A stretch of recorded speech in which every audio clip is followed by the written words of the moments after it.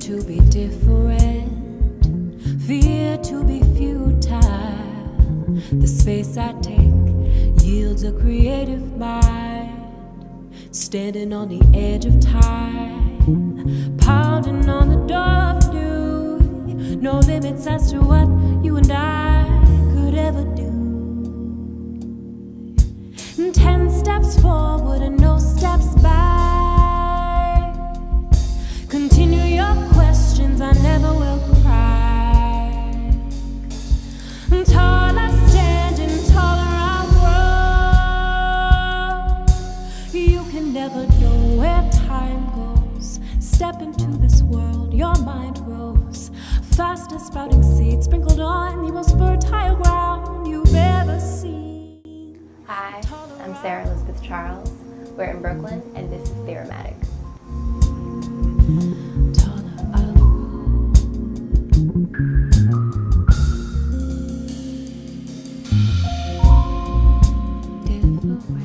So I got started in music when I was about 8 years old. A little bit before that, I would kind of clunk around on my grandmother's piano. But at 8, I was in the church choir and the choir at my local community music school in Springfield, Massachusetts, which is my hometown. And I was also taking piano lessons and just kind of had my hands in a lot of different musical baskets at that point. My journey as a professional musician started when I was about 11, which sounds really early, but that's when I discovered jazz. And I joined the scholarship jazz ensemble at that same community music school and started gigging pretty quickly with the director of that ensemble, who's from Detroit, Michigan. He goes by the name of Vishnu Wood. He's now based in Massachusetts and Mexico, but at that time he was using a lot of his students in his band and actually allowing us to work with him and to be in his group professionally. So I really quickly was learning what it meant to be an artist in it and given the opportunity to be a student learning on the bandstand, which is rare nowadays. Jazz as an art form used to be cultivated on the bandstand. This was before it was put in universities and put into academia in the way that it is now. That's how everybody would learn. They would just learn on the bandstand. And so I'm really grateful as sort of someone who grew up in the late 80s and 90s to have been given that opportunity is rare. So that's how my journey started. Another head hangs slowly, child is slowly taken. Depending on the time and where I'm at physically, so say I'm walking down the street in Brooklyn, that process might start with a melody that comes to my mind or a lyric that comes into my head, and then I'll take out my phone and record that idea so that I don't forget it. And then when I get home, I can sit at my piano and start to work some stuff out harmonically. In the same way, sometimes if I'm sitting at the piano learning something or practicing, something might come to me and I might kind of digress a little bit and start coming up with some harmony, and then later record that, and then later on write some lyrics and melody to it. So it's really contingent, I think, upon where I am physically at any given time and what resources I have, because those are my three main. I write melody, I write lyrics, and I write harmony at the piano. That's my composition instrument.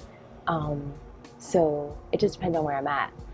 And it also, what's interesting now is my composition process is much less judgmental than it used to be. I used to, I think it's really hard to as a composer to write music that we actually like. We can enjoy the process of writing, but it's kind of a lifelong struggle to write music that you're proud of and that you're happy with. And I think what Stevie Wonder wrote a song a day, every single day for the past X number of years, decades, he's written a song a day. And if you think about that, 365 days a year, how many songs he must have, and then how many hits he has out of that. The hits are actually a fraction of the number of songs that he's actually written. He talks about some of those other pieces being trash and garbage. As we know, they probably were not. They were probably gems. But he's a brilliant songwriter, so it's just that constant practice is something that you have to have So I'm trying to write more and not judge every sound that comes out as much as I used to, because some of those sounds that I might not dig as much have to come out in order for the magical ones to show their faces as well. So. I can't watch you walk away. So the idea of making it for me has transformed over the years.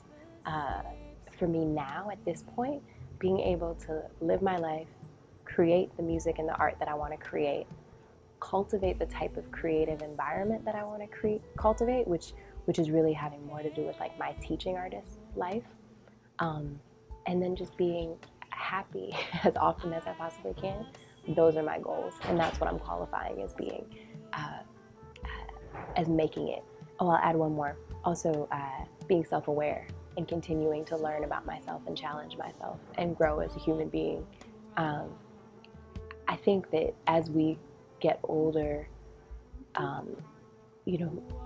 things get put into perspective in different ways.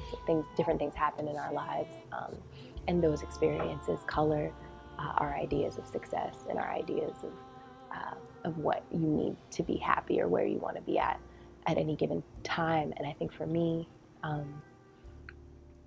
really just coming back down to earth and realizing like, oh wow, I really just need X, Y, Z, or really A, B, C, D, E to be happy, and to feel successful and to feel like I've made it, quote unquote.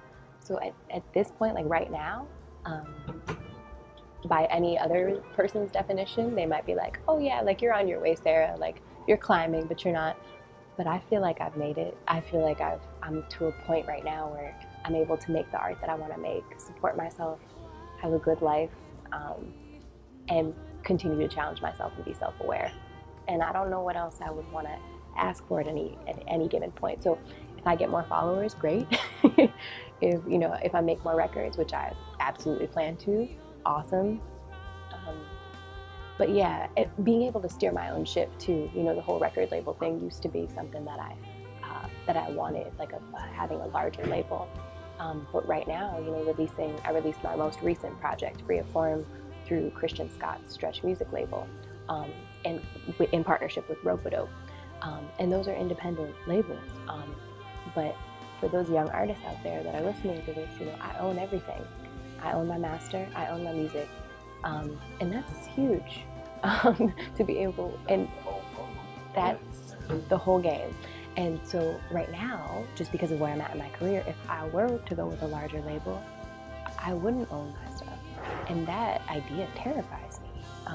So I can't imagine like wanting any more from where I'm at this point in time, which is pretty cool to say. I haven't thought about that. Thanks for that question. In my daydreams I float, unwinding with my mind. So Free of Form is Scope's first heavily socially and politically conscious album. I just answered some interview questions from Next Bop, the blog called Next Bop, and one of the questions was about Free of Form, and they called it a manifesto. But I guess it kind of is that, it's very heavily inspired by my personal experiences as a teaching artist over the past 4 years. So the various opportunities that I've been given as an educator in correctional facilities and working with an organization called Rise to Shine in Haiti, and teaching my private lesson studio and working with teenagers from different parts of New York and different backgrounds. And I've really just been faced and also blessed with people in my life most recently who are fearless and who have displayed a certain element of bravery in their approach to creating music and to creating art.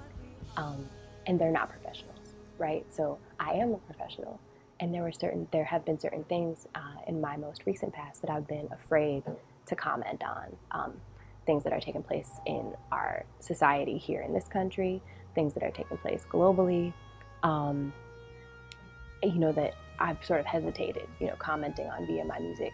And I found that these people that I was working with who were new to writing music and having that type of creative output were just diving headfirst into all of that and just saying, no, this is what it is and this is how I feel about it. And so I kind of had to like slap myself awake a little bit and say, no, Sarah, like you have this stage. So it started with the question of like, okay, well, what are you going to do with it? And what do you want? What are you going to do with it? And what do you want to do with it? Because I think that question is different for different people. But for me, I realized, no, commenting on and being a reflector of the time that we're in, that I feel is really important. And really, it's marking our generation, my generation, and others as well in different ways. There have been different points in history when I think people have been able to say this. At any given point, people can say this to some extent. But there's something happening that's like shifting energetically in the world right now. And documenting it, as James Baldwin, said that his role, he's like, my role as an artist is to document and be a reflector of the time that I live in. But of course, only from our perspective, right? Because we can only speak from our individual perspective. So I'm commenting on issues of race relations in this country. I'm commenting on mass incarceration and criminal justice reform. I'm commenting on social media and how toxic I feel it can be.